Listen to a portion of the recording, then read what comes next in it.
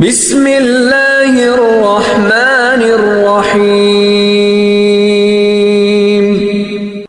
Allah Subhanahu wa Ta'ala adalah sebelum dari segalanya, yaitu sebelum Allah Subhanahu wa Ta'ala menciptakan apapun. Allah menciptakan nur yang diberkati cahaya kenabian kepada Nabi Muhammad kita Sallallahu Alaihi Wasallam. Sebagian besar ulama tafsir kami, penafsir Al-Quran dan hadis perkataan Nabi menyatakan bahwa Allah Subhanahu wa Ta'ala menciptakan zat halus dan agung dari nurnya, cahayanya. Dari substansi itulah Allah menciptakan seluruh alam semesta. Zat ini disebut Nur Muhammad, awal dan sumber semua jiwa dan benda. Suatu hari, Jabir bin Abdullah, salah seorang sahabat Nabi, bertanya, "Wahai Rasulullah, mohon jelaskan apa yang diciptakan Allah Subhanahu wa Ta'ala sebelum semua makhluk diciptakan." Beliau menjawab, "Sebelum Allah Subhanahu wa Ta'ala menciptakan yang lain, terlebih dahulu Dia menciptakan nur nabimu, Nur Muhammad. Waktu itu sebelum ada lauh mahfuz, pena, neraka, malaikat, langit, bumi, matahari, bulan, bintang, jin dan manusia. Ketika hati dan tubuh Nabi Adam yang terberkati diciptakan, Nur Muhammad diletakkan di antara kedua alis matanya.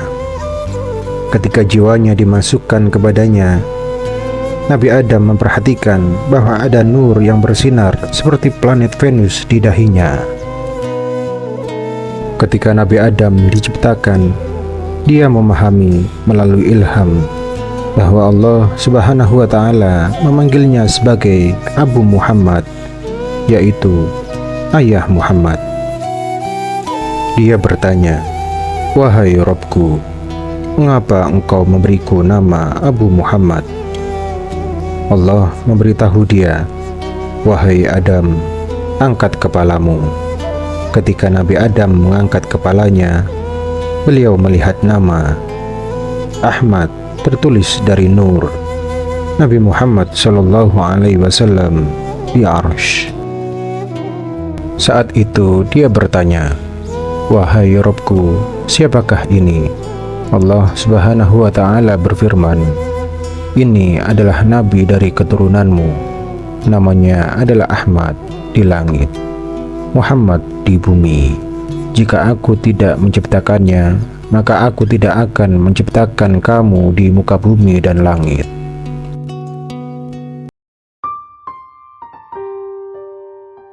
Ketika Nabi Adam diciptakan, Nabi Muhammad Sallallahu Alaihi Wasallam, nur cahaya terberkati di dahinya, dan itu mulai bersinar di dahinya seperti yang dinyatakan dalam Al-Quran.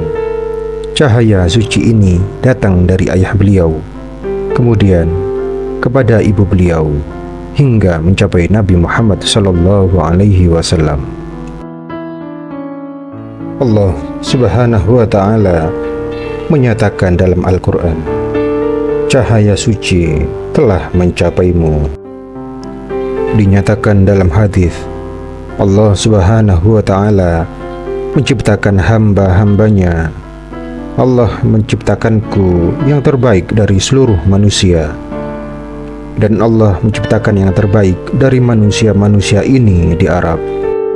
Allah menciptakanku dari mereka, kemudian memilih yang terbaik dari keluarga. Allah menciptakanku dari mereka. Jiwa dan tubuhku adalah yang terbaik dari semua makhluk. Silsilah leluhurku adalah yang terbaik dari seluruh umat manusia. Dinyatakan dalam hadis lain, Allah Subhanahu wa Ta'ala menciptakan segala sesuatunya dari tidak ada. Dari semua hal, Allah menyukai manusia dan menjadikannya berharga. Manusia yang baik hati menjadikan mereka yang dipilihnya menetap di Arab. Dan dari yang terkemuka di Arab Saudi, Allah memilihku.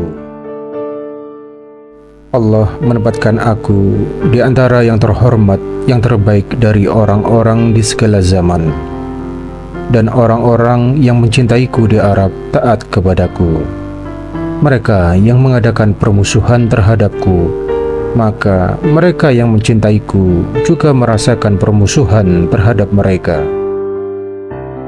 Nur, cahaya kenabian, bersinar di dahi Nabi Adam, manusia pertama yang diciptakan oleh Allah Subhanahu wa Ta'ala, karena beliau memiliki tanda lahir Muhammad Sallallahu Alaihi Wasallam. Tanda lahir ini diteruskan kepada Hawa, istri Nabi Adam, dan dari beliau diteruskan kepada Syed. Dengan demikian, beralih dari laki-laki suci ke perempuan suci, dan dari perempuan suci ke laki-laki suci. Demikianlah cahaya suci Nabi Muhammad SAW berpindah dari dahi ke dahi bersama dengan tanda lahir. Setiap kali para malaikat memandang Nabi Adam, mereka akan melihat cahaya suci Muhammad SAW dan berdoa agar Nabi Adam diampuni.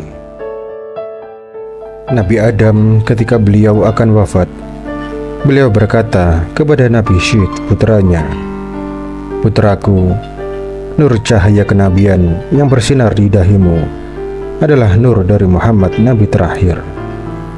Kirimkan ini kepada wanita yang suci yang percaya kepada Allah Subhanahu wa Ta'ala, dan katakan pada putramu untuk melakukannya atas permintaan terakhir kamu."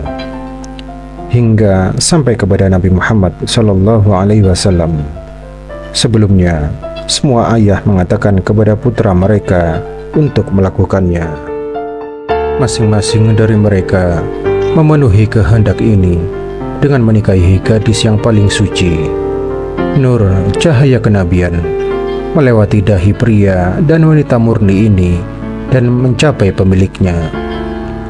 Jika salah satu kakek Rasulullah memiliki dua putra, atau jika suatu suku telah dibagi menjadi dua bagian kelompok, cahaya kenabian Muhammad SAW akan berada di pihak terbaik. Di setiap generasi yang diturunkan dari moyangnya, dibuktikan oleh nur di dahinya, ada ras terkemuka yang membawa nur cahaya kenabian dalam Muhammad SAW.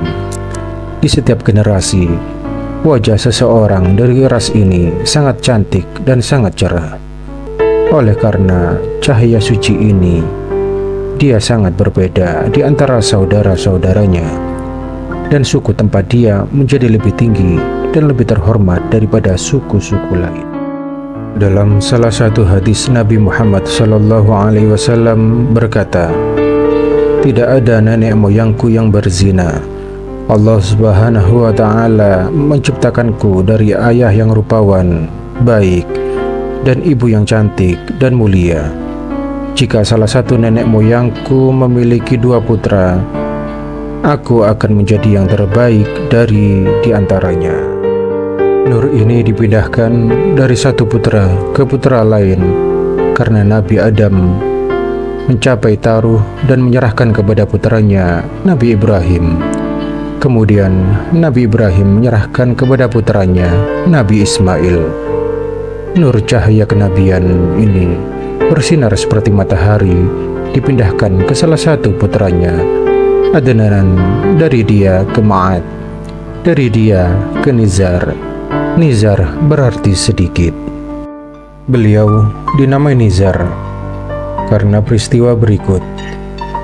Ketika beliau lahir, ayahnya Ma'ad senang melihat nur cahaya kenabian di dahi putranya, sehingga beliau mengadakan sebuah pesta untuk merayakannya dan mengatakan dalam pesta tersebut bahwa itu hanya merupakan hal kecil bagi putra seperti Nizar, sehingga dengan adanya peristiwa itu orang mengenalnya dengan nama Nizar. Setelah beliau, nur cahaya kenabian berpindah secara turun-menurun hingga mencapai pemilik aslinya, Nabi Muhammad Sallallahu Alaihi Wasallam.